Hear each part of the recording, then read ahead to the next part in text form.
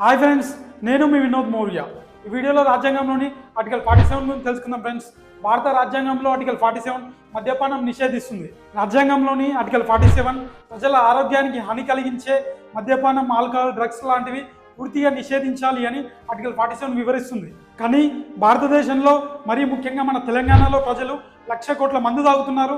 దాంట్లో తెలంగాణ ప్రజలు 30,000 కోట్లు ట్యాక్స్ కడుతున్నారు ప్రభుత్వానికి. మద్యపానాన్ని నిషేధించమని రాజ్యాంగం చెబుతుంటే మద్యపానం మీద వచ్చే ఆదాయంతో ప్రభుత్వం నడుస్తుంది.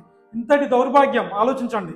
మరియు ఆర్టికల్ 47 ప్రకారం ప్రజలకు మంచి పౌష్టికాహారం ఇచ్చి ప్రజలను ఆరోగ్యకరంగా చూసుకోవడం ప్రభుత్వం యొక్క ప్రాథమిక విధి అని ఆర్టికల్ 47 తెలియజేస్తుంది. మరి నిజంగా ప్రభుత్వం ప్రజల ఆరోగ్యాన్ని కాపాడుతుందా అంటే లేదనే చెప్పాలి. ఎందుకంటే భారతదేశంలో అనారోగ్య బారిన పడి ఆరోగ్యాన్ని చూపించుకునే ఆర్థిక స్తోమత లేక సంవత్సరానికి దేశంలో 10 లక్షల మంది చనిపోతున్నారు. మరి ప్రభుత్వం ఏం చేస్తుంది? రాజ్యాంగం ఏమో దేశంలో ఉన్న ప్రజలందరికీ ఫ్రీ హాస్పిటాలిటీ ఇచ్చి మరియు మద్యపానం నిషేధించి వారి ఆరోగ్యాన్ని కాపాడడం ప్రభుత్వం యొక్క ప్రాథమిక విధి అని తెలియజేస్తుంది. కానీ దేశంలో మద్యపానం వల్ల హాస్పిటల్ సరిగా లేక రోజు కొన్ని వేల మంది మరణిస్తున్నారు.